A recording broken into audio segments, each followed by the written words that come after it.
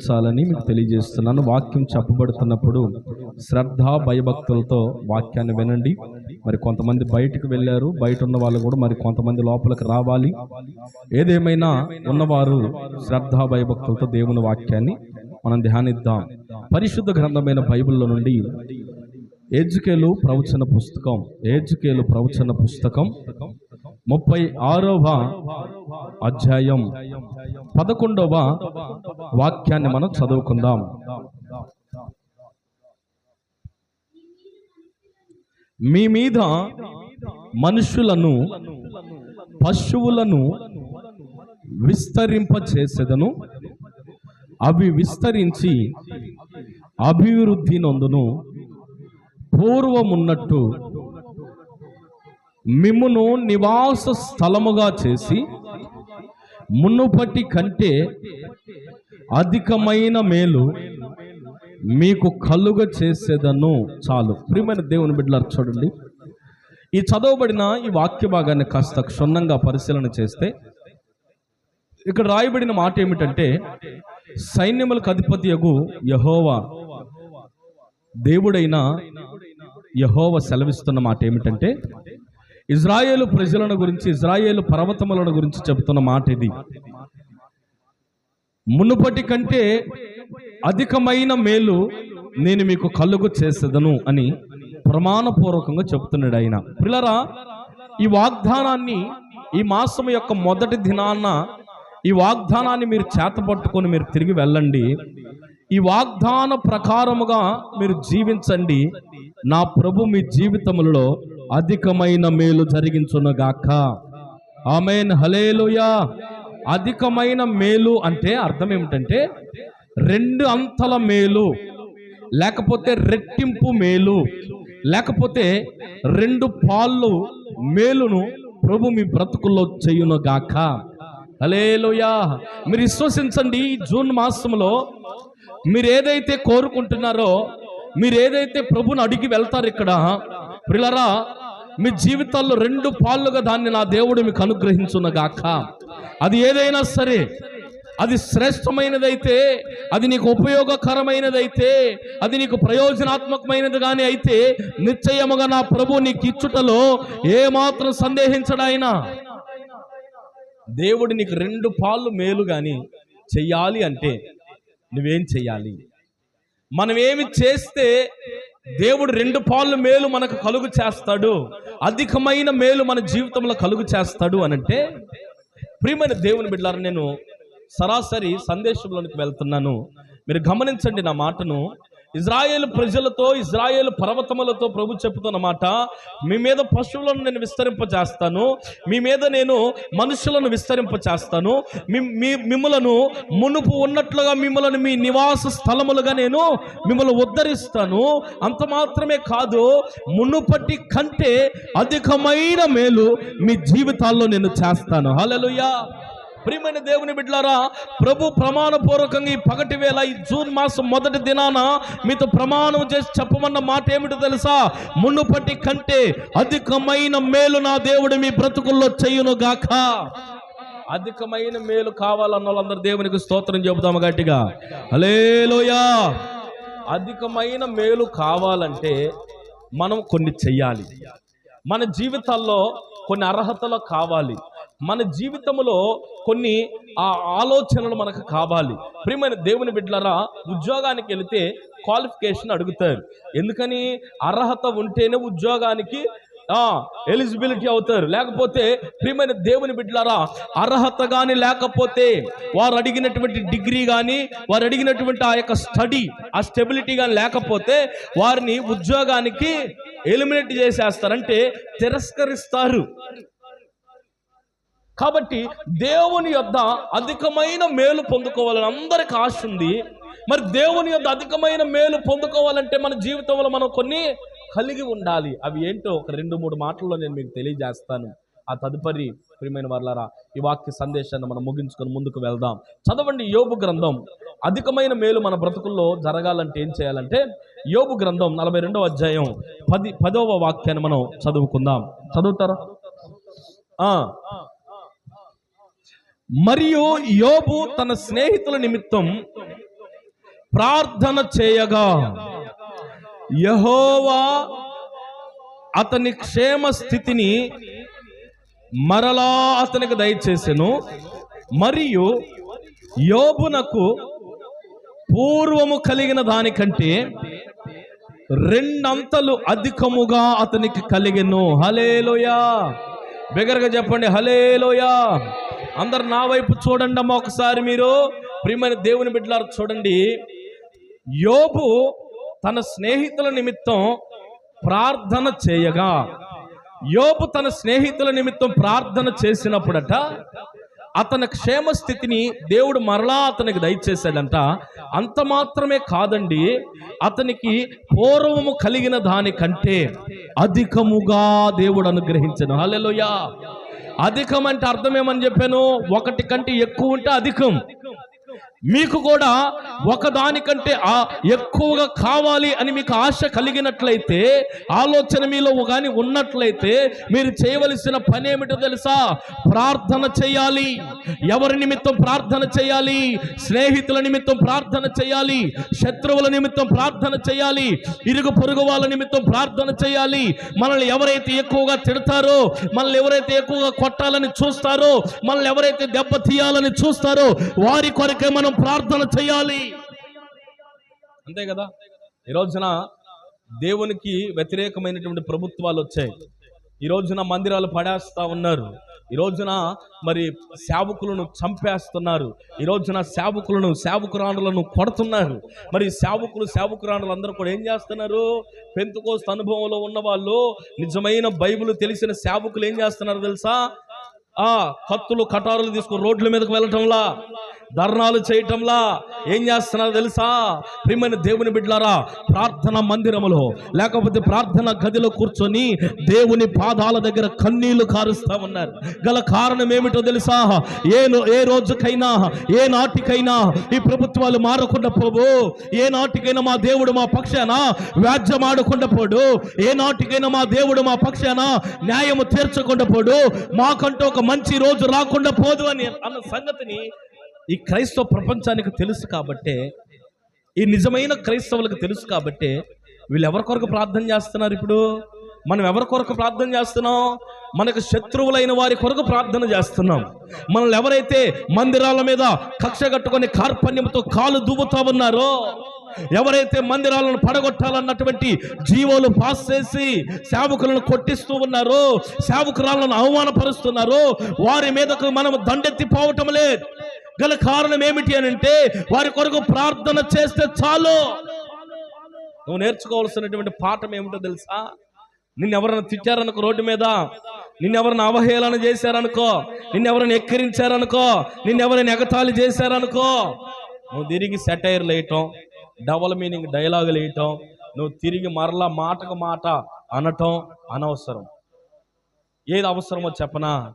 నువ్వు మోకరించి ప్రార్థన చేయటం అవసరం. హల్లెలూయా. యోబంట తన స్నేహితుల నిమిత్తం ప్రార్థన చేశాడట. ప్రియులారా, యోబు స్నేహితులు ఎలాంటి వారో తెలుసా? యోబు దగ్గరికి వచ్చి ఒక స్నేహితుడు అంటాడు, యోబు నీకు ఈ రోగం ఎందుకు వచ్చింది అని అడిగాడు. ఏమోరా, దేవుడే పెట్టినట్టున్నాడు ఈ రోగం నాకు అని అంటే, అప్పుడు అతను అంటాడు, ప్రియమైన వారలారా, యోబు గ్రంథములో అది క్లియర్గా రాయబడిన మాట ఏమిటంటే, నువ్వే సందుల్లో, ఏ గొంతుల్లో, ఏ రహస్య పాపములలో నువ్వు పాల్గొన్నావో. యోబు, ఈ రోగం అందరికి రాదురా బాబు, ఈ రోగం అందరికి వచ్చేది కాదు. ఈ రోగం ఎందుకు వచ్చిందంటే, నువ్వెక్కడో తెలియకుండానే నువ్వెక్కడో రహస్య పాపాన్ని చేశావు. మాకు చెప్పకుండా నువ్వు ఒక్కడే పోయి ఎక్కడో ఎంజాయ్ చేసి వచ్చావు.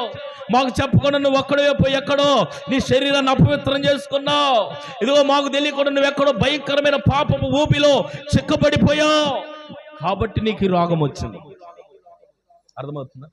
పిల్లరా, దైవజనులు లేస్తన్న గారి దగ్గరికట ఒక 14 సంవత్సరాల అమ్మాయి వచ్చింది. వస్తే, అన్నా నేను చచ్చిపోయేదట్టు ప్రార్థన చేయన్నా నిందట. అంటే ఏమ్మా, ఎందుకు చచ్చిపోవాలనుకుంటున్నావు? ఏమైంది తల్లి అది ఇది అని అడిగితే, అప్పుడు ఆ అమ్మాయి చెప్పిందంట, నాకు ఎయిడ్స్ రోగం ఉందన్నా, నేను చచ్చిపోవాలనుకుంటున్నా, ప్రార్థన చేయనిందట. నీకు ఎయిడ్స్ రోగం ఉండటం ఏంటి? అసలు నీ వయసు ఎంత? నీ పరిస్థితి ఏంటి అని అంటే, నా వయసు 14. ఆ రోజుల్లో పిల్లరా గమనించండి, రోగం వచ్చిందంటే ఇంక అలా పాపం చేస్తేనే రోగం వచ్చిందని ఎప్పుడు అనుకోబాకండి దయచేసి. ఆ రోజుల్లో ఒక ఇంజెక్షన్ని 2-3 వేస్తారు, మీకు ఐడియా ఉందో లేదో. వేడి నీళ్ళల్లో కాగబెట్టి దాన్ని వేడి చేసి వేడి నీళ్ళల్లో పెట్టి దాన్ని మరలా ఇంకొకరు ఉపయోగిస్తారు. అక్కడ ఎక్కడ మరి మిస్టేక్ జరిగిందో, ఈ తల్లిదండ్రుల ద్వారా వచ్చిందో ఏమో తెలియదు, కానీ ఆ అమ్మాయికి రాకూడని రోగం వచ్చింది. అయితే పిల్లరా, ఆ అమ్మాయి అంటది, నేను చచ్చిపోయేటట్టు ప్రార్థన చేయన్నా అంటే అప్పుడు యేసన్న గారు ఆ అమ్మాయి తల మీద చేతులు పెట్టి కన్నీళ్లతో ప్రార్థన చేశాడండి. ఒక పావు గంట సేపు ప్రార్థన చేశాడండి. ఏమన్నా తెలుసా? ప్రేమగల తండ్రి పరిశుద్ధుడా, ఈ అన్యం పుణ్యం ఎరుగని చిన్న పాప నాయన, ఈ చిన్న బిడ్డకి రోగం ఎందుకు వచ్చిందో, ఈ బిడ్డ తప్పు చేసి ఉంటే ఈ బిడ్డే అనుభవించునుగాక, ఈ బిడ్డ నీతిమంతురాలుగానైతే ఈ బిడ్డలో నుండి యేసు నామములో రోగం పోవునుగాకని నిండు మనసుతో ప్రార్థన చేస్తే మీరు నమ్మండి నా మాట, ఆ రోగాన్ని దేవుడు తీసేశాడు. హల్లెలూయా, హల్లెలూయా. హెచ్ఐవి రోగం, ఎయిడ్స్ రోగం, భయంకరమైన రోగం, మందు లేని రోగం, దేవునికి అసాధ్యమైనదేం కాదు. పిల్లరా, నీ యొక్క స్నేహితుల నిమిత్తం దైవజనులు ఇప్పుడు ఎవరి కొరకు ప్రార్థన చేశారు? ఒక విశ్వాసి కొరకు ప్రార్థన చేశారు. ఆయన కొరకు ఆయన ప్రార్థన చేసుకున్నాడా? లేదు. నా బ్రతుకులో కూడా నేను ఎక్కువగా ప్రార్థన ఎవరి కొరకు చేస్తాను తెలుసా? మన సంఘస్థుల కొరకు నేను ప్రార్థన చేస్తాను. ఎప్పుడు కూడా నేను బాగుండాలి, మా పాస్టమ్మ బాగుండాలి, నా కుటుంబం బాగుండాలి, నా అవసరతలు తీర్చబడాలి అని, ఎప్పుడు నాకు ఆరోగ్యం కావాలి, నాకు ఇవి కావాలి అని నా అవసరతల కొరకు నేను ఎప్పుడు చేయను. ఎందుకో తెలుసా? నాకు ఒక రహస్యం తెలుసు. ఏంటో తెలుసా? అయ్యా, మా విశ్వాసాలను ఐశ్వర్యవంతులుగా చెయ్యయ్యా. అయ్యా, పెంట కుప్పల మీద నుండి పేదలను పైకెత్తువాడవు నీవని చెప్పావు కదా ప్రభా, ఆ వాగ్దానం మా బిడ్డల పట్ల మీరు నెరవేర్చండి అంటే, మీరు ఐశ్వర్యవంతులుగా అవ్వాలని నేను కోరుకుంటున్నా కాబట్టి ఆటోమేటిక్గా నేనేమైపోతాను? ఐశ్వర్యవంతుని అయిపోతాను. హల్లెలూయా. అయ్యా, మా విశ్వాసులకు ఆరోగ్యాన్ని దయచేయండి అయ్యా, మా బిడ్డలకునైనా మంచి క్షేమము దయచేయండి, కాపుదల దయచేయండి అంటే నాకేమవుతుంది? అప్పుడు నాకు ఆరోగ్యం కలుగుతుంది, ఆయుష్ కలుగుతుంది, క్షేమం కలుగుతుంది, కాపుదల ఆటోమేటిక్గా కలుగుతుంది. ఎందుకని చెప్పండి? మనం ఇతరుల పక్షాన్ని ఏదైతే కోరుకుంటామో అదే నూరంతలుగా మనకు తిరిగి వస్తుంది. హల్లెలూయా. నేను నీ కొరకు ప్రార్థన చేస్తాను, ప్రభా ఈ బిడ్డను దీవించి ఆశీర్వదించు, మేలు చేయాలంటానా? ప్రార్థన చేసినప్పుడు ఆ ప్రార్థనకు నువ్వు అర్హురాలు అనుకో, నువ్వు అర్హుడు అనుకో, ఆ ఆశీర్వాదములన్నీ నీకు వస్తాయి. ప్రియమైన వారులారా, నేను ప్రార్థన చేసినందుకు నాకు ఒక ఆశీర్వాదం వస్తే, ఇప్పుడు నీ కొరకు ప్రార్థన చేయటం వల్ల ఆ ప్రార్థనకు నువ్వు కానీ అర్హుడివి అర్హురాలువి కానీ కాకపోతే ఆ ప్రార్థనలో ఉన్న నీ ఆశీర్వాదం కూడా నా మీదకి వచ్చి నన్ను అధికముగా దేవుడు దీవించాడు గాక. ఆమేన్. హల్లెలూయా, హల్లెలూయా. ఇప్పుడు అర్థమవుతుందా? నా మాట అర్థమవుతుందా? ప్రార్థన చేయటం వల్ల ఏం కలుగుతుందంట? అధికమైన ఆశీర్వాదం. అయితే ప్రార్థన ఎలా చేయాలి? బైబిల్ చెప్తున్న మాట ఏమిటంటే, మార్కు సువార్తలో 12వ అధ్యాయం 40వ వాక్యంలో రాయబడిన మాట, వేషధారులు దీర్ఘ ప్రార్థనలు చేస్తారు అని రాయబడింది. వేషధారులు అంట ఏ ప్రార్థనలు చేస్తారంట? దీర్ఘ ప్రార్థనలు. ప్రార్థనలు అంటే ఇదిగో ఇంత ప్రార్థనను కూడా ఇంత పెద్ద ప్రార్థనగా చేస్తారు. అమ్మ ప్రార్థన చేయండి భోజనం దగ్గర అంటే, ప్రేమగల తండ్రి ఇచ్చిన భోజనాన్ని బట్టి వందనాలు, పరిశుద్ధపరచండి, తినుచున్న వారికి ఆరోగ్యం దయచేయండి, వండిన వారిని దీవించండి, వడ్డించిన వారిని దీవించండి, ఎంత ఖర్చు పెట్టారో అంత రెట్టింపు దయచేయి, యేసు నామములో అడుగుచున్నాం తండ్రి, ఆమేన్ అనాలి. ప్రభువా, ఈ కూటమి ఏర్పాటు చేసామని ఆయన పాటలు పాడాం, పాటలు అయిపోయినాయి. మరి మధ్యలో ఒక ఆయన వచ్చాడయ్యా, తగాద పెట్టుకున్నాడయ్యా, ఆయన టన్నాడయ్యా, ఈయన టన్నాడయ్యా, మరి అది జరిగింది ఇది జరిగింది ప్రభువా, నేను కానీ మధ్యలో అడ్డపడకపోతే ఆ తగాద ఆగేది కాదు ప్రభువా, మరి ఇది తండ్రి సంగతి అయ్యా, ఇదిగో పాస్టర్ గారు వాక్యానికి నిలబడ్డాడు, 3 పాయింట్లు చెప్పాడయ్యా అని దీర్ఘంగా ప్రార్థన చేస్తారు చాలామంది. చెప్పిన అంశాన్ని గురించి ప్రార్థన చెయ్యరు. హల్లెలూయా. నేను ఇప్పుడు ఒక మాట చెప్తాను. నా సేవా జీవితంలో భాస్కర్ అన్న ఒక అన్న ఉన్నాడు. నేను ఆవిడ చెన్నైలో సేవ చేస్తున్నప్పుడు ఆ అన్న ఏం చేసేవాడంటే, ప్రియమైన దేవుని బిడ్డలారా, అన్న భోజనాన్ని అన్న మేమందరం కూర్చునే వాళ్ళం భోజనానికి, ఏదన్నా ఇంటికి కూటానికి వెళ్తాం కదా, అక్కడ భోజనానికి కూర్చున్నప్పుడు అన్న ప్రార్థన చేస్తాడు, అన్న పెద్దోడు కాబట్టి అని ఆయనకు ప్రార్థన ఇస్తే ఒక 8-9 మంది అవనస్తులు నాతో కూడా ఉండేవారు. మేమందరం కూర్చొని తింటా ఉంటే కూర్చున్నప్పుడు ఆయన ప్రార్థన మొదలు పెట్టేవాడు. ఆయన ఆమేన్ అనేసరికి నాతో కూడా 8 మంది వెళ్ళిపోయేవాళ్ళు, తినకుండా కాదు, చేతులు కడుక్కోవడానికి వెళ్ళిపోయేవాళ్ళు. ఎందుకో చెప్పనా? అంత పెద్ద ప్రార్థన చేసేవాడు ఆయన. హల్లెలూయా. ప్రియమైన దేవుని బిడ్డలారా, నేను ఒక్కన మాత్రం అన్నం ప్లేట్ ఎవరిని ఎత్తుకుపోతారేమో అట్లాగే పెట్టుకుని ఉండేవాడు, ఎందుకంటే ఆయన కోసం ఎదురు చూడాలిగా. ఆ తర్వాత ఆయనకి ఎన్నోసార్లు చెప్పాను, మారలా. ఆఖరికి ఏమైపోయాడు తెలుసా? ఆ వేషధారణ బ్రతుకులోనే లోకంలో కలిసిపోయాడు. సారాకి మరలా బానిసైపోయాడు. ప్రియమైన దేవుని బిడ్డలారా, చూడండి, దేవుని వాక్యం తెలియజేస్తున్న మాట ఏమిటంటే, వేషధారులట ఏ ప్రార్థనలు చేస్తారట? దీర్ఘ ప్రార్థనలు చేస్తారు. వేషధారులు అనబడిన వారు దీర్ఘ ప్రార్థనలు. ప్రియమైన దేవుని బిడ్డలారా, చూడండి, వేషధారులు అనబడిన వారట దీర్ఘ ప్రార్థనలు చేస్తారు. ఎలా చేస్తారంటే, వారు ఎక్కువగా కోరుకునేది ఏంటంటే వందనాలు కోరుకుంటారు. వీళ్ళు ఎవరయ్యా అంటే వేషధారులు. మీరు చూడండి, అందుకే ప్రభు అంటాడు, శాస్త్రులారా, పరిసయ్యులారా, మీకు శ్రమ అని అన్నాడు. ఎందుకనంటే వారంట సున్నము కొట్టిన సమాధి వలె ఉంటారంట. సున్నం కొట్టిన సమాధి ఎలా ఉంటుంది చెప్పండి? పైకి చాలా సుందరముగా అలంకరించబడి ఉంటుంది. దానిని కానీ పలుగు తీసుకొని పగలగొట్టండి, ఏమవుతుంది తెలుసా? దాంట్లో కంపే వస్తుంది. అనా కదా, కుళ్ళిపోయిన పేగులు, కుళ్ళిపోయిన ఎముకలు, భయంకరమైన పరిస్థితి దాంట్లో ఉంటుంది మనకి. కాబట్టి దాన్ని ఏమన్నారంటే, పైన ఒక వేషం, లోపల ఇంకొక వేషం. కాబట్టి వేషధారులు ఏం చేస్తారంటే, మూల టర్నింగుల దగ్గర ప్రేమగల తండ్రి అయ్యా నీకు వందనాలని చేతులెత్తి నిండు స్వరముతో ప్రార్థన చేస్తారు. వాళ్ళు ఎవరయ్యా అంటే వేషధారులు. వాళ్ళు ప్రార్థన ఎలా చేస్తారంటే, అమ్మా కాసేపు రా, మన ఇద్దరం పర్సనల్గా ప్రార్థన చేద్దామని పాస్టమ్మ పిలిచిందనుకో ఎవరన్నా స్త్రీని, ఆమెతో కూడా కలిసి ఇక్కడ ఎవరు వినకుండా, ఎవరికి వినపడకుండా ఇక్కడ ఒక గంట సేపు ప్రార్థన చేసే అనుభవాల్లోకి వారు రారు.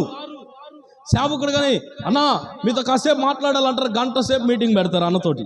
ఎవరన్నా పురుషులు వ్యవహారం చెప్పేదానికి మాత్రం ముందుకు వస్తారు, కానీ ఇక్కడ కాదు. నేను సహజంగా చెప్తున్నా. ప్రియమైన దేవుని బిడ్డలారా, చూడండి, అమ్మ వాడిని బయటికి తీసుకెళ్ళమ్మా. చూడండి ప్రియమైన దేవుని బిడ్డలారా, కాసేపు అన్న ప్రార్థన చేద్దాం రండి అన్నా అని అంటే ప్రార్థన చేసేదానికి ఇక్కడ ఇష్టపడరు. అదే ఆయనకు కానీ, బయట కానీ, ఎక్కడైనా శంకుస్థాపన దగ్గర కానీ, ఎక్కడైనా పుట్టినరోజు దగ్గర కానీ, ఎక్కడైనా ఏదైనా కూటములో కానీ, ఎక్కడైనా ఏదైనా భోజనాల కార్యక్రమంలో కానీ ఆయనకు కానీ ప్రార్థన కానీ ఇస్తే ఆయన ఎంత పెద్దగా చేస్తాడో, ఎంత బడాయిగా చేస్తాడో. అయితే మనం నేర్చుకోవాల్సిన పాఠం ఏమిటంటే, ఈ బడాయి బ్రతుకును మనం కట్టి పెట్టాలి. హల్లెలూయా. ఈ గర్వపు ప్రార్థనను మనం కట్టి పెట్టాలి. ఈ వేషధార ప్రార్థనను మనం కట్టి పెట్టాలి. ఎలా ప్రార్థన చేయాలి అని అంటే, బైబిల్ చెప్తున్న మాట, మొదటి కొరింథీయులకు రాసినటువంటి మొదటి పత్రికలో రాయబడిన మాట ఏమిటంటే, 14వ అధ్యాయం 15వ వాక్యంలో రాయబడిన మాట, ఆత్మతోనూ మనసుతోనూ ప్రార్థన చేయాలి. కొరింథీయులకు రాసిన మొదటి పత్రికలో రాయబడిన మాట 14వ అధ్యాయం 15వ వాక్యంలో రాయబడింది, ఆత్మతోనూ మనస్సుతోనూ ప్రార్థన చేతును. చాలమ్మా. ప్రియమైన దేవుని బిడ్డలారా, ఇప్పుడు చెప్పండి, దేంతో ప్రార్థన చేయాలన్న? మనం ఆత్మతో ప్రార్థన చేయాలి, మనస్సుతో ప్రార్థన చేయాలి. అంటే దాని అర్థం ఏమిటి? మనం ప్రార్థనకైతే వస్తాం, కానీ మన మనసు ఎక్కడ ఉంటుందా? ఆదివారం ఏదో మంచిగా ఏదన్నా తెచ్చుకున్నారనుకో, దాని మీద మూత పెట్టి వచ్చానా లేదా, సరిగా గడేసి వచ్చానా లేదా, తాళం కప్ప నొక్కొచ్చానా, నొక్కకుండా వచ్చానా, లేకపోతే దాన్ని బియ్యపు రమ్ములో పెట్టొచ్చానా, పెట్టి రాలేదా, పిల్లి వచ్చిద్దేమో, లేకపోతే కుక్క వచ్చుద్దేమో, లేకపోతే ఇంకోటి ఏదన్నా వచ్చి ఎంగిలి చేస్తుందేమో అన్నటువంటి ఆలోచనలు ఎక్కువగా ఉంటాయి. మన మనసు ఎక్కడ ఉన్నప్పుడు అక్కడ ఉన్నట్టు. ప్రియమైన దేవుని బిడ్డలారా, కొంతమందికి మొక్కలకు నీళ్లు పోసి వచ్చానా లేదా, లేకపోతే కుక్కలకు బోబెట్టి వచ్చానా లేదా అన్నటువంటి ఆలోచనలు. మన మనసు ఎలా ఉండాలో తెలుసా? ప్రార్థన మీద ఉండాలి. నీవు వచ్చింది ఎక్కడికి? ప్రార్థనకు వచ్చావు. నువ్వు వచ్చినటువంటి పని మీద మనసు ఉండాలి. నువ్వు కానీ పొలానికి వెళ్ళావనుకో, నిమ్మకాయల కోతకు వెళితే ఒక పక్క నిమ్మకాయను పట్టుకొని, ఒక పక్క ఇప్పుడు మా ఆయన వచ్చి ఉంటాడు అంటావా, ఇంటికి తలుపు తీసుంటాడు అంటావా, పచ్చడి వేసుకొని తిన్నాడా, పప్పు వేసుకొని తిన్నాడా, ఏం పెట్టుకొని తింటే నాకెందుకులేని ఆ నిమ్మకాయను పట్టుకొని ఆలోచిస్తా ఉన్నావు, ముచ్చిన గుంతలో కొడతాడు ఒక దెబ్బ. ఆయన ఎడగొడతాడు? ఎవరు? తోటమాలి వచ్చి వేసి పేట్మని బీగుతాడు. అవునా కదా? కొట్టాలి లేదబ్బాయి? హల్లెలూయా. కాబట్టి ప్రియమైన దేవుని బిడ్డలారా, అలా ఆలోచిస్తామా? నిమ్మకాయ కోతకలు నిమ్మకాయలు పట్టుకుని ఆలోచిస్తాం, ఎక్కడో చూస్తా లేదుగా. మన మనసు నిమ్మకాయల మీద పెట్టి, ఆ తోట మీద పెట్టి ముళ్ళులు గుచ్చుకుంటాయేమో, జాగ్రత్తగా వాటిని తీయాలి, జాగ్రత్తగా వాటిని కొయ్యాలి. బస్తాకి 200 ఇస్తారట. అబ్బో ఎంత మనసో దాని మీద. ఆ పిల్ల 2 బస్తాలకు వస్తే 4 కొయ్యాలి. ఎంత మనసు ఉంటే 4 కొత్తావు. అవునా కాదా? మనసు దాని మీద లేకపోతే నువ్వు ఒక బస్తాన్ని కూడా కొయ్యలేవు. అదే విధముగా మనసు దేవుని మీద లేకపోతే, దేవునితో లగ్నం చేయబడకపోతే, దేవునితో ఐక్యపరచబడకపోతే నీ మనసు, నువ్వు ప్రార్థనలో కూర్చున్న ఆ ప్రార్థన ముందుకు సాగదు. నువ్వు మనసుతో ప్రార్థన చేయాలి.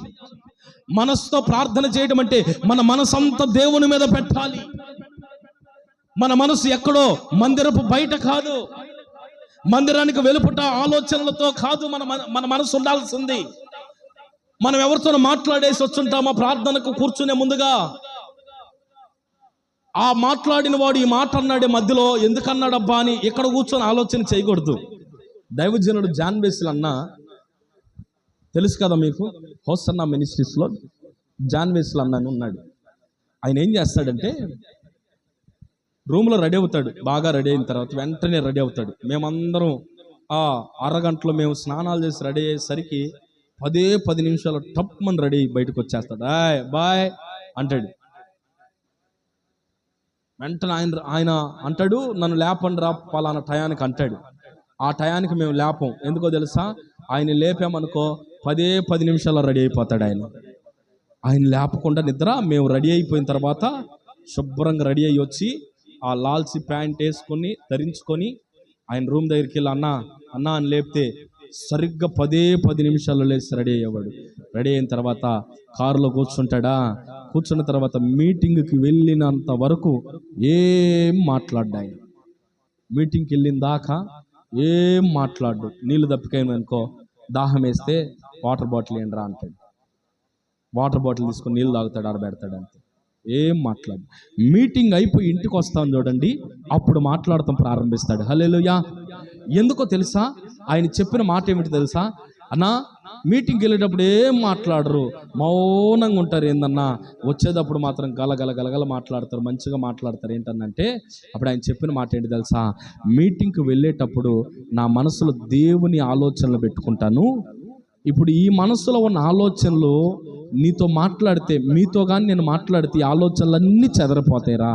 అందుకని ఈ ఆలోచనలన్నీ అక్కడ ప్రజలతో పంచుకున్న తర్వాత నేను మీతో మాట్లాడటానికి ఇష్టపడతాను అని అన్నాడు. హల్లెలూయా.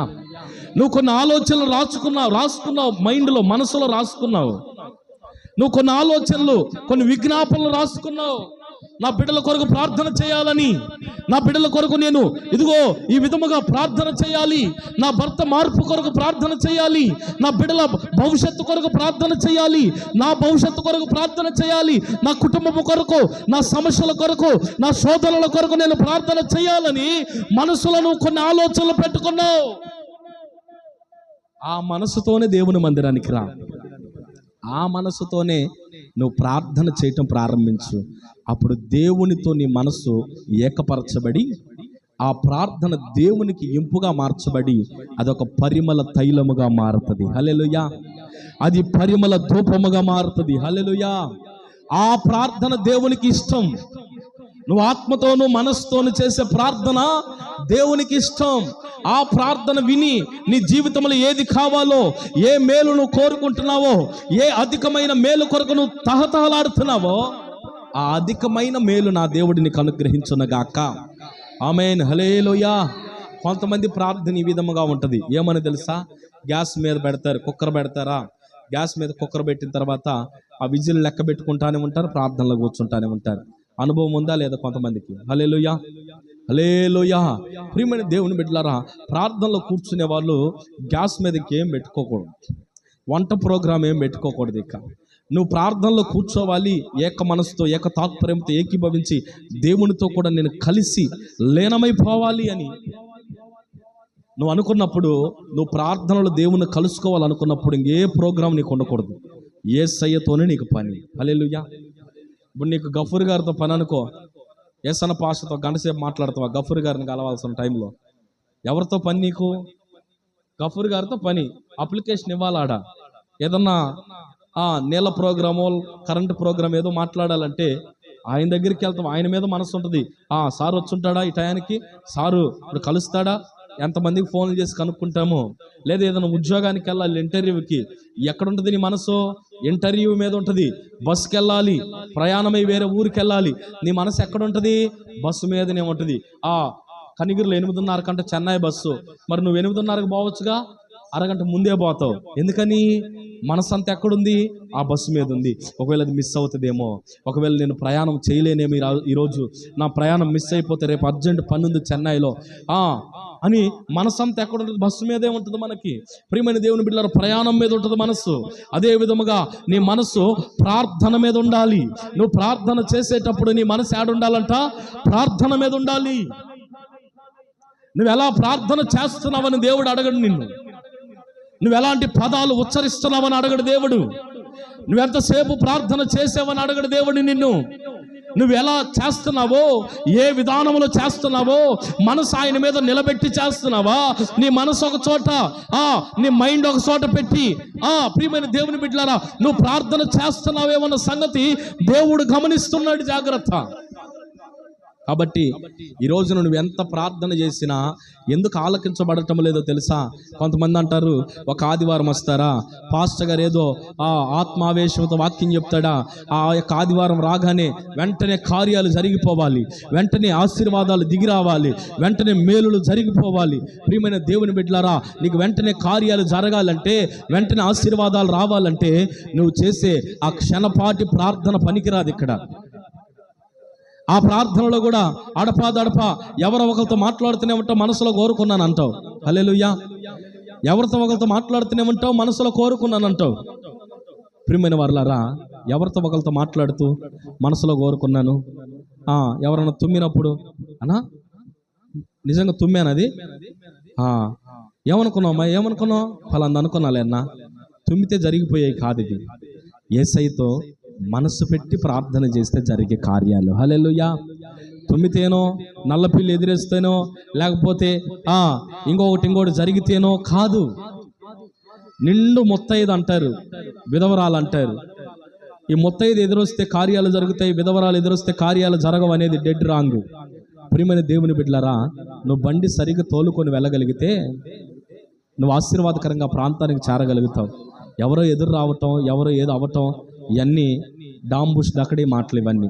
కాబట్టి నువ్వు చేయవలసిన పని ఏమిటంటే మనస్సు పెట్టి ప్రార్థన చేయటం కావాలి. హల్లెలూయా. నీలో లోపం ఉండకూడదు.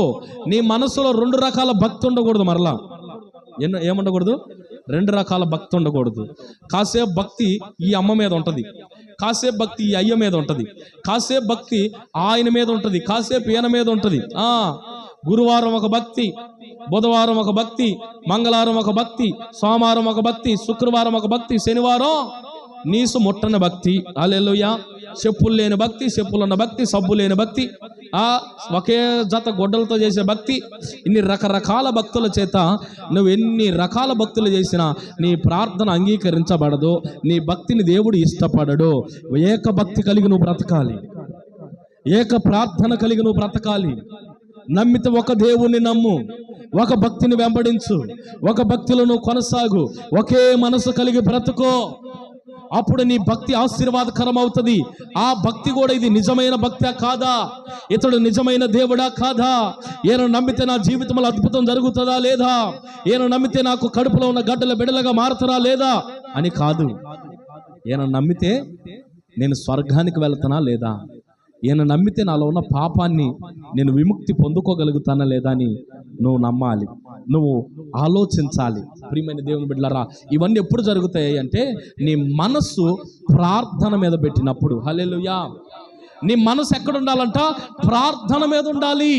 నువ్వు ప్రార్థన చేసేటప్పుడు నీ మనసు ఎక్కడెక్కడో తిరిగి రాకూడదు. మనకు రాత్రిపూట కలలు వస్తూ ఉంటాయి. ఎందుకు వస్తాయి చెప్పండి? ఎందుకు వస్తాయి తెలుసా మీకు? 70% కలలంట మనం పగలు ఎక్కడెక్కడో తిరుగుతామా, ఏవేవో ఆలోచన చేస్తామా, 70% కలలు అవే వస్తాయట. తిరిగినట్లుగా, ఎవరినో కొట్టినట్లుగా, వాడిని కొట్టాలని పళ్ళు కొరుకుతామా, ఈ కల్లో కొట్టినట్టు వస్తుంది. మనం అనుకుంటాం పిచ్చి కాకపోతే, అబ్బా వాడిని కొట్టానమ్మా, నేను రేపు కొడతానయ్యా, మనం కొడతానండి అని మనం అనుకుంటాం. కానీ అది తప్పు. ప్రియమైన దేవుని బిడ్డలారా, నువ్వు ఎక్కడెక్కడో తిరిగిన దాన్ని బట్టి కళ్ళు వస్తున్నాయి. అది నువ్వు ప్రార్థన చెయ్యి, పరలోకపు దర్శనాలు నా దేవుడు నీకు కనపరచును గాక. హల్లెలూయా. ప్రార్థన చేయటం వలన వచ్చే కళ వేరు, ప్రార్థన చేయటం వలన వచ్చేటువంటి దర్శనం వేరు. నువ్వు ఎక్కడెక్కడో చెడు తిరుగులని తిరిగి కాళ్ళు కూడా కడుక్కోకుండా, చేతులు కూడా కడుక్కోకుండా, అదర బదర పదర మొగడు అన్నట్లుగా ఒక ముద్ద అన్నం తింటూ అలాగే కాళ్ళ కింద దుప్పటి పెట్టి గట్టిగా లాగి బరీగా తిని బరీగా గురగబెట్టి నిద్రపోతే వచ్చేది మాత్రం కలలే. ప్రార్థన చేసి నిద్రపో, నీకు పరలోకపు కలలను నా దేవుడు అనుగ్రహించును గాక. హల్లెలూయా. కాబట్టి మనస్సుతో నువ్వు ప్రార్థన చేస్తే అధికమైన మేలు యోబు వలె నువ్వు పొందుకుందవు గాక. రెండవది చదవండి, జకర్యా ప్రవచన గ్రంథం 9వ అధ్యాయం 12వ వాక్యంలో రాయబడింది, నిరీక్షణ గలవారులారా మరలా మీ కోటను మీరు ప్రవేశించండి, రెండంతల మేలు నేను మీకు చేస్తాను. హల్లెలూయా. దగ్గరగా చెప్పు ఒకసారి, చేతులెత్తి హల్లెలూయా. నిద్రపోతున్న వాళ్ళందరూ దేవునికి స్తోత్రం చెప్పండి. హల్లెలూయా. నిండు వందనాలమ్మా. ప్రియమైన దేవుని బిడ్డలారా, చదవండి జకర్యా ప్రవచన గ్రంథం 9వ అధ్యాయం 12వ వాక్యం, బంధకములలో పడి ఉండియో నిరీక్షణ గలవారులారా మీ కోటలో మరలా ప్రవేశించండి, రెండంతలుగా మీకు మేలు చేసేదనని నేడు నేను మీకు తెలియజేయుచున్నాను. హల్లెలూయా.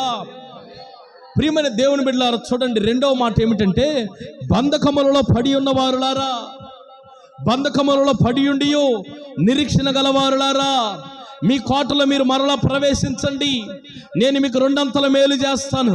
నువ్వే బంధకాల్లో పడి ఉన్నావో, నీవే బంధకాల్లో బంధింపబడి ఉన్నావు అది నీకు తెలుసు. సాతాను బంధకాలా, వ్యభిచారం అనే బంధకాలా, అబద్ధాలనే బంధకాలా, దొంగ చూపులనే బంధకాలా, బూతు మాటలనే బంధకాలా, ప్రియమైన దేవుని బిడ్డలారా చాటింగ్, మీటింగ్, వెయిటింగ్, ఫైటింగ్ అనే బంధకాలలో కానీ నువ్వు కానీ ఉంటే, ఆ బంధకాల్లో నుండి విడుదల పొందాలన్న ఆశ, ఆ నిరీక్షణ, ఆలోచనగా నీకు గాని ఉంటే నీవు దేవుని కోటలోనికి రా. దేవుడంట రెండంతల మేలు మీకు అనుగ్రహించునుగాక. హల్లెలూయా. వాక్యం వింటున్న వాళ్ళందరూ దేవునికి స్తోత్రం చెబుదాం. హల్లెలూయా. వాక్యం విననోళ్ళు కూడా దేవునికి స్తోత్రం చెబుదాం. హల్లెలూయా. అందరు వింటున్నారు, దేవునికి స్తోత్రం. ప్రియమైన దేవుని బిడ్డలారా, బంధకాల్లో పడి ఉండియో, బంధకాల్లో పడి ఉండియో మీకు గా నిరీక్షణ ఉంటే, యేసు ప్రభు బాగు చేస్తాడన్న నిరీక్షణ, యేసు ప్రభు నన్ను రక్షిస్తాడన్న నిరీక్షణ, యేసు ప్రభు ఇదిగో నిశ్చయముగా నన్ను కాపాడుతాడన్న నిరీక్షణ, యేసు ప్రభు నన్ను ఖచ్చితంగా ఈ పాపపు బంధకాల్లో నుండి విడిపిస్తాడన్న నిరీక్షణ నీకు గాని ఉంటే, ప్రియమైన వారులారా, యేసయ్య కోట అంటే దేవుని మందిరం. ఈ ప్రార్థన మందిరంలోకి నువ్వు రా. ఆదివారం నువ్వు రా, దేవుని మందిరానికి రా. ఆదివారం నా దేవుడు చెప్తున్నాడు, నీకు రెండంతల గల మేలును నా ప్రభు కలుగు చేయను గాక. హల్లెలూయా. నీకు ఎవరిని గురించిన నిరీక్షణ ఉండాలో తెలుసా? క్రీస్తును గురించిన నిరీక్షణ నీకు ఉండాలి. హల్లెలూయా. ప్రియమైన దేవుని బిడ్డలారా, క్రీస్తును గురించిన నిరీక్షణ నీకు ఉండాలి. యేసు ప్రభు నన్ను బాగు చేస్తాడన్న నిరీక్షణ ఉండాలి. యేసు ప్రభు నన్ను ఉద్ధరిస్తాడన్న నిరీక్షణ నీకు ఉండాలి.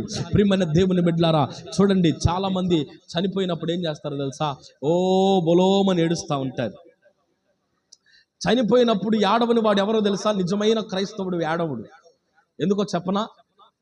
భలే చెప్తారండి పాస్టర్ గారు, మీరు ఎంత మాత్రము యేసు ప్రభుని నమ్మితే మాత్రం మనిషి చచ్చిపోతే ఆడవరా?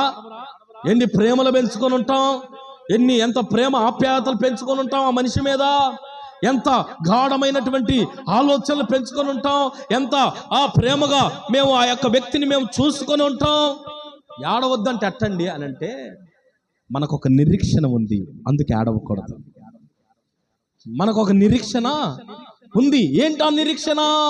ఇక్కడ కళ్ళు మూస్తే పరలోక రాజ్యములో కళ్ళు తెరుస్తాం, యేసయ్య ఒడిలో కళ్ళు తెరుస్తామన్న నిరీక్షణ మనకు గాని ఉంటే మనం ఏడవలసిన పని లేదు. నిరీక్షణ ఉన్నవానికంటే రెండంతల మేలంట. రెండంతల మేలు ఏంటి చెప్పిన? ఆధ్యాత్మికంగా చెప్తాను వినండి ప్రియులారా. ఇక్కడ మరణిస్తే ఈ బాధలు తట్టుకోలేక, ఈ సమస్యలు, ఈ శోధనలు, ఇరుకులు, ఇబ్బందులు, వ్యసనాలు, కుట్రలు, కుయుక్తులు, కుతంత్రతలు అన్నీ తప్పించుకునే ఒక మేలు మనకు జరుగుతుంది చనిపోతే. యేసయ్య ఒడిలో గాని కళ్ళు తెరిస్తే నరకాన్ని తప్పించుకొని యేసయ్య ఒడిలో యుగ యుగాలు ఆనందముతో వర్ధిల్లుదుము గాక. ఆమేన్, హల్లెలూయా.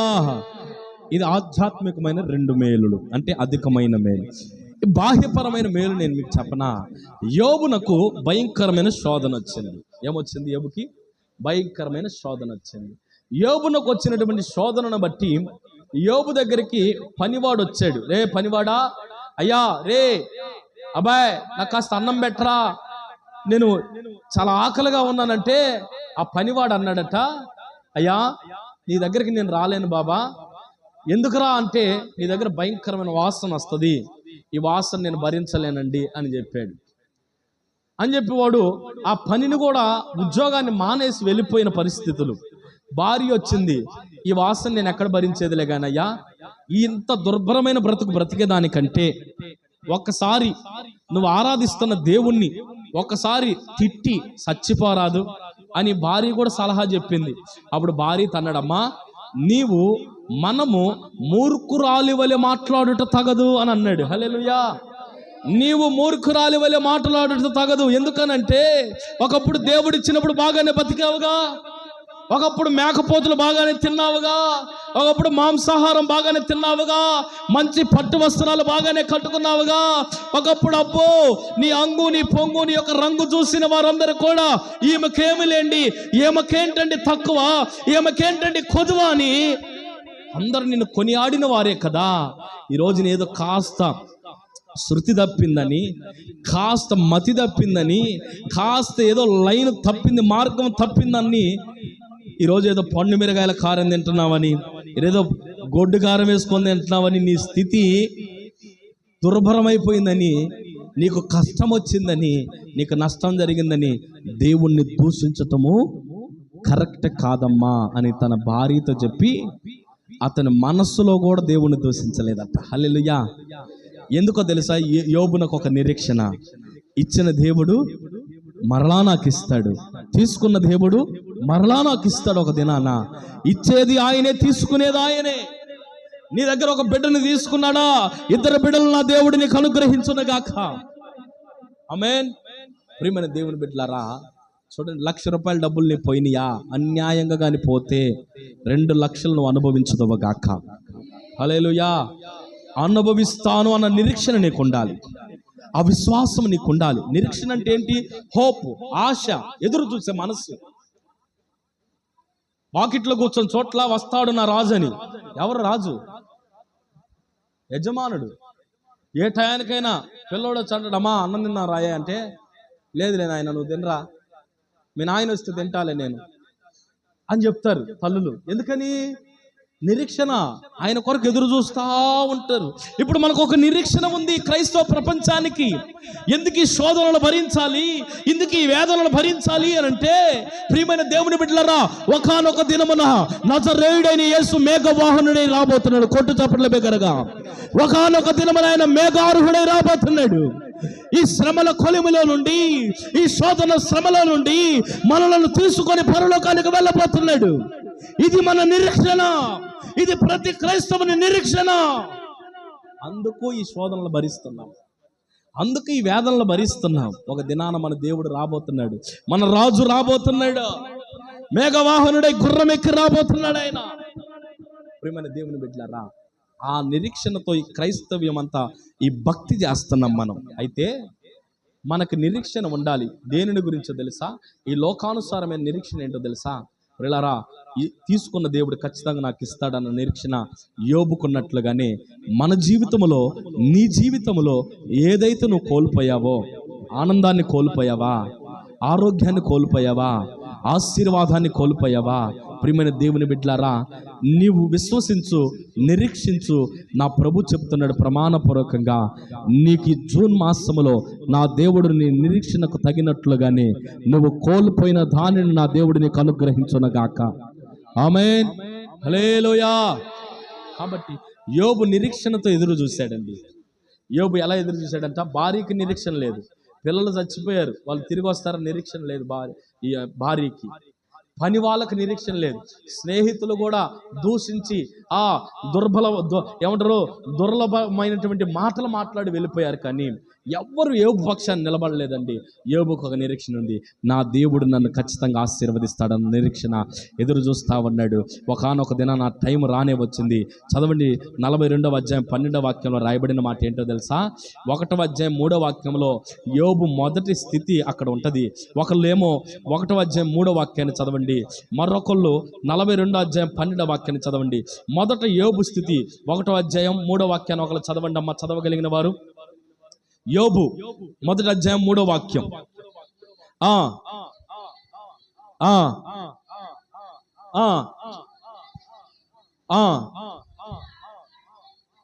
చాలు, ఇప్పుడు చదవండి అమ్మా. 42:12 చదవండి అక్క. ఒకళ్ళు చదవండి అమ్మా. మొదట అతనికి ఏం కలిగినాయి అమ్మా? మొదట చదువు ఒకసారి. 500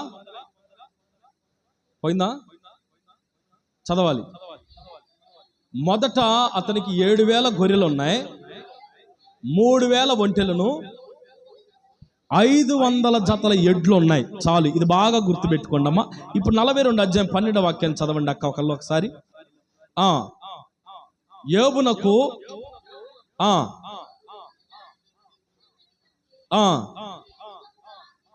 ఆశీర్వదించెను, అతనికి 14,000 గొర్రెలను, 6,000 ఒంటెలను, 1000 జతల ఎడ్లు. చాలు. ఏందాకేమని చదివాం? 7,000 గొర్రెలు ఉంటే ఇప్పుడు ఎన్ని వేలైనాయి? 14,000 అయినాయి. ఏందాక 3,000 ఒంటెలు ఉంటే ఇప్పుడు ఎన్ని వేలైనాయి? 6,000 ఒంటెలైనాయి. ఏందాక 500 జతలు ఉంటే ఇప్పుడు ఎన్ని జతలైనాయి? 1000 జతలుగా మార్చబడ్డాయి. మునుపు యోబునకు 5 మంది పిల్లలైతే ఇప్పుడు యోబునకు 8 మంది పిల్లలను దేవుడు అనుగ్రహించాడు. కోటు చాపట్ల మరొకసారి హల్లెలూయా. ప్రియమైన దేవుని బిడ్డలారా, ఈ నిరీక్షణ సిగ్గుపరచని నిరీక్షణ. ఏ నిరీక్షణ? యేసు క్రీస్తు మీద ఉన్న నా నిరీక్షణ నన్ను ఎప్పటికీ కూడా సిగ్గుపరచనే పరచదు. ఈ నిరీక్షణ నీవు కూడా కలిగి ఉండవుగాక. నువ్వు నిరీక్షణ కలిగిన వ్యక్తిగా ఉండు, నీ జీవితంలో నా ప్రభు అద్భుతాలు జరిగిస్తాడు. 2 అంతల అధికమైన మేలు నా ప్రభు నీ బ్రతుకులో అనుగ్రహించునగాక. 3వ మాట చెప్పి నేను ముగిస్తాను. యెషయా ప్రవచన గ్రంథం 61వ అధ్యాయం 7వ వాక్యాన్ని మనం చదివితే, యెషయా ప్రవచన గ్రంథం 61వ అధ్యాయం 7వ వాక్యాన్ని చదివితే, మీ అవమానమునకు ప్రతిగా రెట్టింపు ఘనతను నేను మీకు కలుగ చేసేదను అని రాయబడుతుంది అక్కడ. అంతేనమ్మా? చదువుతావా? మీ అవమానమునకు ప్రతిగా రెట్టింపు ఘనతను నొందుదురు. చాలు. ప్రియమైన దేవుని బిడ్డలారా చూడండి, మీ అవమానమునకు ప్రతిగా ఏం పొందుకుంటారంట? మీరు రెట్టింపు ఘనతను మీరు పొందుకోబోతున్నారు ఈ జూన్ మాసంలో. హల్లెలూయా. నువ్వెక్కడైతే అవమానపరచబడ్డావో, నిన్నెవరైతే అవమానపరిచారో, నిన్నెవరైతే వెక్కిరించారో, నిన్నెవరైతే హేళన చేశారో, నిన్నెవరైతే చూటిపోటి మాటల చేత నిన్ను దూషించారో, నువ్వు ప్రార్థన చెయ్యి, నువ్వు నిరీక్షణ కలిగి ఉండు. నీ అవమానమునకు తగిన రెట్టింపు ఘనత నా ప్రభు నీకు అనుగ్రహించునుగాక. హల్లెలూయా. బైబిల్ గ్రంథంలో హన్నా అని ఒక ఆమె ఉంది. ఆమె 12 సంవత్సరాలు గొడ్రాలుగా ఉంది. ఆమె ఎన్ని సంవత్సరాలు గొడ్రాలుగా ఉందామె? 12 సంవత్సరాలు గొడ్రాలుగా ఉన్న ఆమె బ్రతుకులో ఎన్నో అవమానాలు, ఎన్నో నిందలు. ఆమె ఎదురొస్తే ప్రయాణాలు ఆగిపోయిన వాళ్ళు ఎంతమందో, ఆమె ఎదురొస్తే గుసగుసలు ఆడుకున్న వాళ్ళు ఎంతమందో, ఆమె ఎదురొస్తే సూటిపోటి మాటలు అన్న వాళ్ళు ఎంతమందో. అయితే రోజు ఏడ్చుకుంటా ఉండేది. ఆమంట కొన్ని దినాల నుండి అన్నం తినటం మానేసిందంట. ఏమ్మా, ఎందుకు అన్నం తినటం లేదంటే, నాకు కలిగిన అవమానాలు అలాంటివండి, నాకు కలిగిన నిందలు అలాంటివండి అని చెబుతుంది ఆమె. ఏమ్మా, అన్నం తినొచ్చు కదా, ఈ అవమానాలు నిందలు వచ్చేవేలే కానీ అని అంటే, లేదు, నా అవమానం నా ఆకలిని నింపేసింది, నా అవమానం నా ఆకలిని తీర్చేసింది, ఆకలి వేయటం లేదు నాకు, ఈ అవమానాల వల్ల కన్నీళ్ళే అన్నపానములుగా మారిపోయాయి నాకని ఎంత వేదన పడతా ఉన్నప్పుడు భర్త వచ్చి ఒక దినాన ఏమో అన్నం తినొచ్చు కదా అంటే, అప్పుడు భర్తతో చెప్తుంది, ఏమయ్యా నా మీద నీకు ప్రేమ లేదా, నాకు ఒక్క బిడ్డనివ్వచ్చు కదా అంటే, అప్పుడు ఆయన అన్నాడు, అమ్మా బిడ్డలను ఇచ్చేటువంటి శక్తి సామర్థ్యాలు నాకే కానీ నేను ఎందుకు ఇవ్వనమ్మా, బిడ్డలను ఇవ్వటం యెహోవా వశమై ఉందన్నాడు. హల్లెలూయా. బిడ్డలు కలగటం యెహోవా వశమై ఉందన్నాడు. ఈయన శూరుడనో ధీరుడనో వీరుడనో కాదు, పురుషుడు సూర్యుడు వీరుడు ధీరుడైతే పుట్టరండి, యెహోవా వలన పిల్లలు కలుగుతారట. అందుకే 127వ కీర్తనలో రాయబడిన మాట ఏమిటో తెలుసా? గర్భఫలము యెహోవా ఇచ్చు బహుమానం. యెహోవా ఇవ్వాలి, దేవుడు ఇవ్వాలి, గర్భఫలాన్ని దేవుడు ఇవ్వాలి. కొంతమంది ఏం చేస్తారు తెలుసా?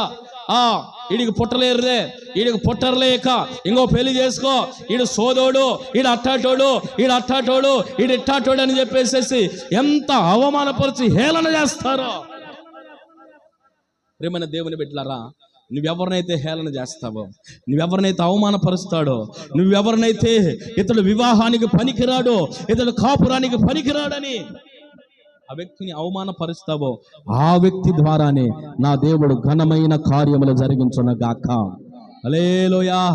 ఆ వ్యక్తికి అవమానమునకు తగిన రెట్టింపు ఘనత నా ప్రభు అనుగ్రహించునగాక. కొంతమంది ఆడవాళ్ళు ఉంటారు, వాళ్ళకి పిల్లలు పుట్టకపోతే ఏనేదో పెద్ద వీరుడు అన్నట్టు, ఏనేదో పెద్ద బుద్ధిమంతుడు అన్నట్టు, నీవు పుడతాం లేదు కానీ మా అమ్మ రెండో పెళ్లి చేసుకోమంటుంది, నువ్వు పోలే మెమ్మోళ్ళ ఇంటికి, నువ్వు పోలే. ఎట్టబోతారు? ఇలా 2 లక్షలు కట్టను, భరణం మొత్తం కట్టదు, అదరగొడతారు. లేకపోతే అర్బన్ కాలనీలో 4 లక్షలు ఇచ్చి పెళ్లి చేశారు ఒక అబ్బాయికి. పెళ్లి చేస్తే వాడంట పెళ్ళి అయినటువంటి మొదటి దినానే జాంగిరీలు, లడ్లు, లవ లడ్లా ఏమంటారు వాటిని, ఆ మినప ఉండలన్నీ తిని లీటర్ పాలు తాగి బరీగా పడుకున్నాడంట. పడుకునేసరికి ప్రియమైన దేవుని బిడ్డలారు, వాళ్ళమ్మ ఒక రోజు నన్ను పిలిచింది, పాస్టర్ గారు వీడి బలహీనత ఏందో నాకు అర్థం కావట్లేదయ్యా, నువ్వు పురుషుడు కాబట్టి వీడి కొరకు ఒకసారి ప్రార్థన చేయయ్యా, వీడి కాపురం నిలబడేదట్టు అనింది. నేనెట్ట నిలబెడతానమ్మా నేను అంటే, లేదు నువ్వు ప్రార్థన చేయ, అసలు వాడి విషయం ఏదో కనుక్కనింది. కనుక్కుంటే ఏముండదు, సహజంగా బలహీనతలు ఉంటాయి అందరికీ. అయితే ప్రియులారా, ఆ అమ్మాయి ఏం చేసింది తెలుసా? ఆ అబ్బాయి మీద పెద్ద బండ వేసేసి, ఆ అబ్బాయి ఎంత ఉంటాడంటే, నేనే ఇంత లావు ఇంత వెడల్పు ఉంటే నా మీద ఇంకొక 3 అంగుళాడు వెడల్పు ఉంటాడు ఆ అబ్బాయి, ఉంటాడు అనమాట. అంత లావు ఉండే ఆ పిల్లోడు, పిల్లలు ఎట్ట పుడతారు, ఇంకా లావు అయిపోయాడు. ఆమె కూడా తన భార్యలో లోపం ఉందో ఇతనిలో లోపం ఉందో ఏమో నాకు తెలియదు, కానీ మొత్తానికి ఆ అమ్మాయి ఏం చేసిందంటే ఈ అబ్బాయి మీద ఒక నిందేసింది. ఈ అబ్బాయి పనికిరాడు, ఏ మీద పనికి వచ్చేదానిలాగా ఈ అబ్బాయి పనికిరాడు అని నిందేసి, పిల్లరా నిందేసి ఏం చేసింది తెలుసు? వాళ్ళ అమ్మలను పిలిపించి కట్టు భరణం కట్టు అని అన్నారు.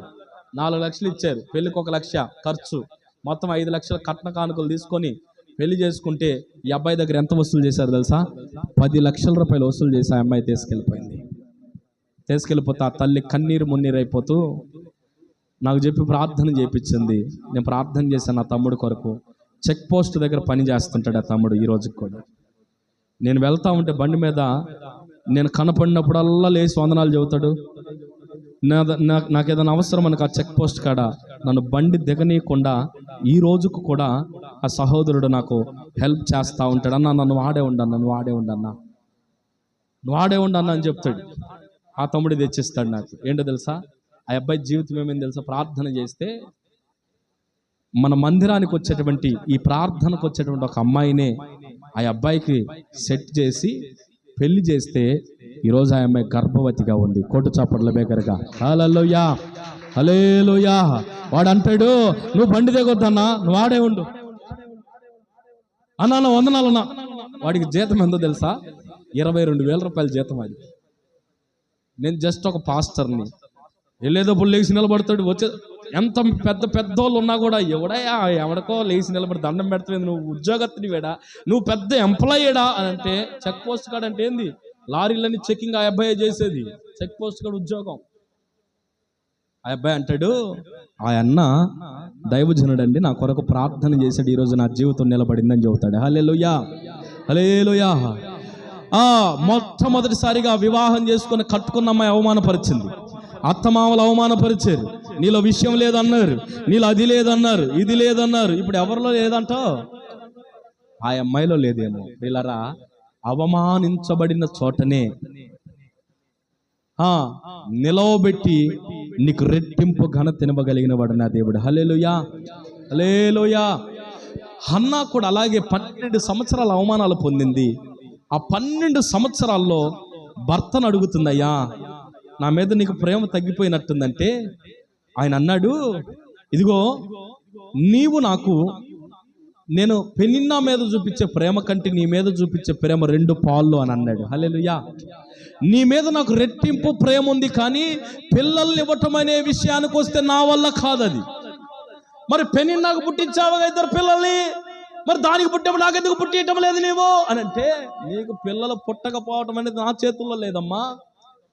మరి అందరు నన్ను అవమానపరుస్తున్నారయ్యా, మరి అందరు నన్ను నిందిస్తున్నారయ్యా, మరి ఏంటి నీ మొదటి భార్యనని చెప్పుకోవడానికి నాకు సిగ్గేస్తుంది అని అంటే, నేనేం చేసేదమ్మా, ప్రార్థన చేద్దామని ఆయన మౌనమైపోయాడు. ఈమెకు ఒకరోజు కోపం వచ్చి, వీరు వేట ప్రతి సంవత్సరం ఒక ప్రార్థన మందిరానికి వెళ్తారు వీరు.